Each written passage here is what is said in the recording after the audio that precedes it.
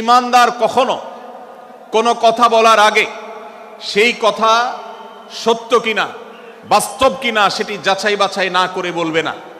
ইমানদার কখনো গুজবে কান দিবে না। ইমানদার কখনো শোনা কথার উপরে ভিত্তি করে কোনো সিদ্ধান্ত গ্রহণ করবে না। এই শিক্ষাটাও আজকের বাস্তবতার আলোকে আমাদের সমাজের জন্য অত্যন্ত গুরুত্বপূর্ণ এবং প্রয়োজনীয়। প্রিয় ভাইরা আমার, আমাদের চতুর্পাশে যদি আমরা তাকাই, আমরা দেখতে পাবো সোশ্যাল মিডিয়াতে, ফেসবুকে আজকাল কোনো তথ্য উপাত্ত পেলে সেটার পরখ করা ছাড়া, যাচাই বাছাই করা ছাড়া, সত্য অসত্য নিরূপণ করা ছাড়া আমরা অনেকে সেটার প্রচার প্রচারণা নেমে যাই। আমরা অনেকে সেটার শেয়ার দেওয়া শুরু করে দেই। আমরা অনেকে এটার উপর ভিত্তি করে অনেককে নিন্দা মন্দ করা শুরু করে দেই। এমনকি আজ আমরা যেই জায়গায় দাঁড়িয়ে আছি, বাংলাদেশের যে সামাজিক বাস্তবতা, সেই বাস্তবতার আলোকে বলা যায় অনেক সময় অনেক ব্যক্তিকে সমাজে মিডিয়ার মাধ্যমে নানাভাবে হয়রানি করে তাকে খারাপ মানুষ হিসাবে, কালপ্রিট হিসাবে দেখানো হয়, অথচ তার দোষ, যে সমস্ত দোষের কথা তাকে বলা হয়, যে সমস্ত দোষে তাকে দোষী বানানো হয়, সে সমস্ত দোষ থেকে তিনি শত সহস্র গুণ পবিত্র এবং পরিচ্ছন্ন। ভাইরা আমার, যে আমরা যেই কোনো মূল্যে, যেই কোনো ভাবে যেন কোনো প্রকার গুজবে কান না দেই, আমরা যেন গুজব থেকে বেঁচে থাকি। আল্লাহ তাআলা আমাদেরকে তৌফিক দান করুন।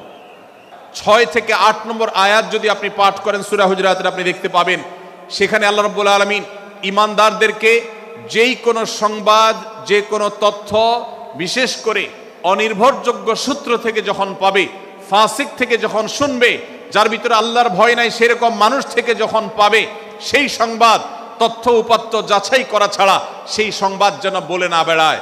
আপনি শহরে যান কিংবা গ্রামে, শিক্ষিত দেখুন কিংবা অশিক্ষিত, সর্বশ্রেণীর মানুষের মধ্যে আজ এই ব্যাধি দেখতে পাবেন চরম আকার ধারণ করেছে। কারোর ব্যাপারে কোনো নেগেটিভ কথা শুনেছেন, কোনো মন্দ কথা শুনেছেন, সে কথার প্রচার প্রচারণা শুরু করে দেন। সেটা কি সঠিক কিনা, সেটা কি সত্য কিনা, সেটা কি যথার্থ কিনা, সেটা কোনো প্রপাগান্ডা কিনা, সেটা কোনো মিথ্যাচার কিনা, সেটা কোনো গুজব কিনা, এটা যাচাই করার প্রয়োজন অনুভব করে না। অথচ আমরা সেই মুহাম্মদ সাল্লাল্লাহু আলাইহি সাল্লামের উম্মত, যে মুহাম্মদ সাল্লাল্লাহু আলাইহি সাল্লাম আমাদেরকে সতর্ক করেছেন, কাফা বিল মারই কাযিবান আন ইউহাদ্দিসা বিকুল্লি মা সামিআ, কোন ব্যক্তি যা শুনে সেটাই যদি বলে বেড়ায়, তথ্য উপাত্ত যাচাই না করে, সেটাকে ভালো করে যাচাই বাছাই না করে, সেটাকে অনুসন্ধান না করে, সত্য সত্য নিরূপণ করবার চেষ্টা না করে, তাহলে সে মিথ্যাবাদী হওয়ার জন্য যথেষ্ট।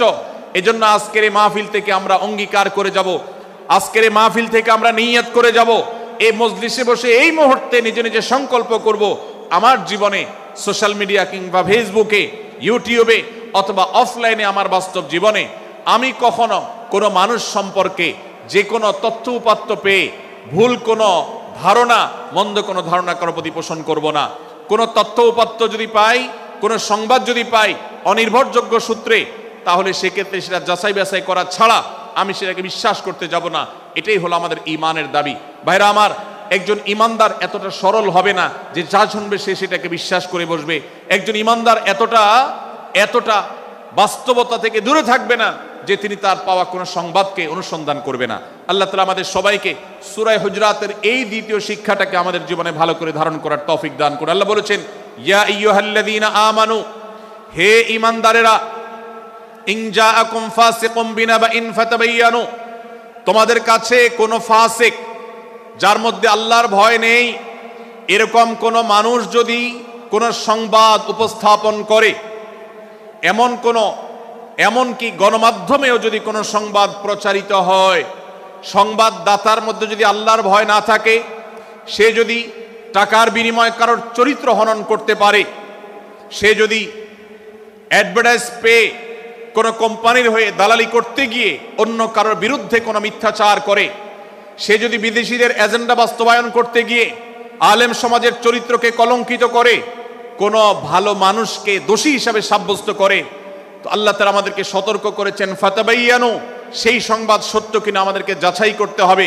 আন তুসিবু কওমান বিজাহালাহ ফাতুসবিহু আলা মা ফাআলতুম নাদিমিন, যদি আমরা যাচাই বাছাই না করে যা শুনি সেটাকে বিশ্বাস করতে থাকি, তাহলে আমরা এক সময় লজ্জিত হতে হবে, অনুতপ্ত হতে হবে আমাদের এই ভুল অবস্থানের কারণে।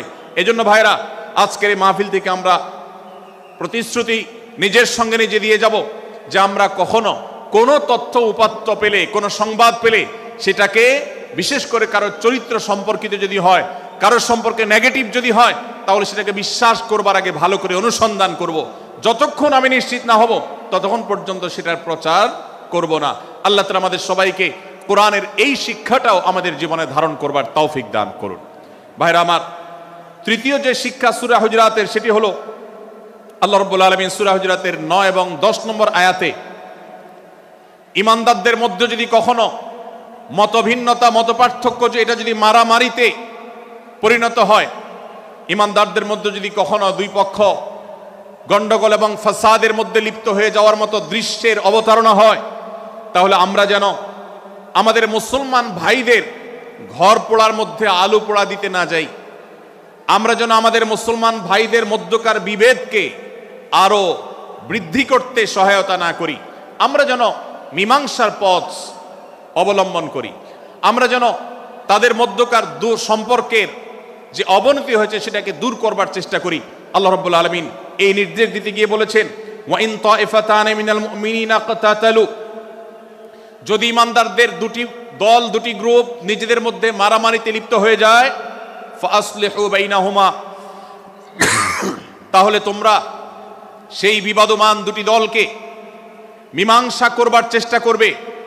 আজ আমাদের মধ্যে এরকম বহু বিষয়কে কেন্দ্র করে মুসলমানদের মধ্যে অনেক সময় মুখোমুখি অবস্থান আমরা দেখতে পাই, যা দুর্ভাগ্যজনক, যা হওয়ার কথা ছিল না। এমনকি জাগতিক বিষয়ে যেমন হয়, ধর্মের নামে, ইসলামের নামে আজ আমরা হাজার হাজার টুকরা হয়েছি।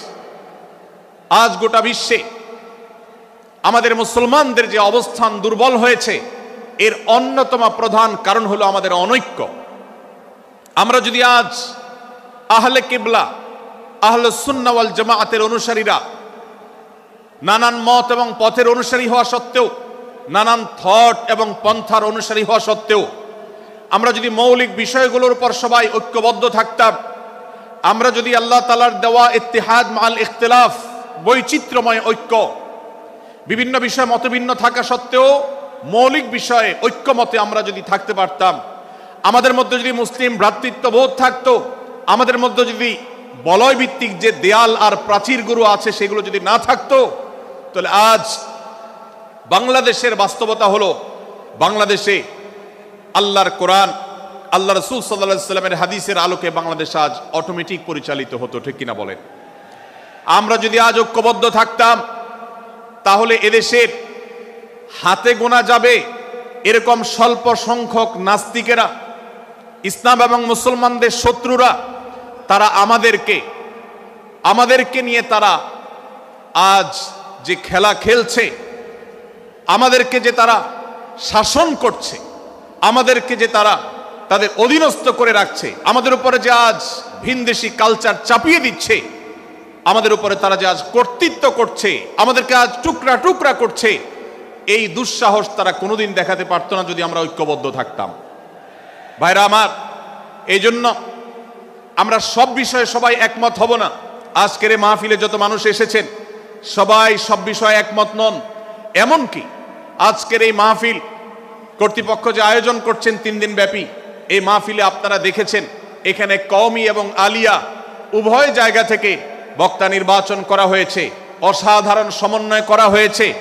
এটি একটি ঐক্যের বার্তা। আমরা আশা করব মাঠ পর্যায়ে আমরা যারা কাজ করব, আমরা প্রত্যেকে আমাদের অন্য মতের, ভিন্ন মতের যে সমস্ত মুসলমান ভাইরা আছেন, তার সাথে আপনার কোনো থটগত মত পার্থক্য থাকতে পারে, চিন্তাগত কোনো ভিন্ন মত থাকতে পারে, কিন্তু দিন শেষে তিনি আপনার মুসলমান ভাই। তার আল্লাহ আর আপনার আল্লাহ এক, তার রাসূল এবং আপনার রাসূল এক, তার কিবলা এবং আপনার কিবলা এক, তার কোরআন আর আপনার কোরআন এক, তার নামাজ আর আপনার নামাজ এক, তার রোজা আর আপনার রোজা এক, তার যাকাত এবং আপনার যাকাত এক, তার সাথে আপনার মোটা এবং মৌলিক বিষয়ে কোনো মত পার্থক্য নাই। অতএব ছোটখাটো বিষয়কে কেন্দ্র করে আপনি যদি তাকে আপনার প্রতিপক্ষ মনে করেন, আপনি যদি তাকে আপনার শত্রু মনে করেন, এটা হবে আপনার ইসলামের জন্য, আপনার জন্য, এদেশের মুসলমানদের জন্য সবচেয়ে বড় ভুল।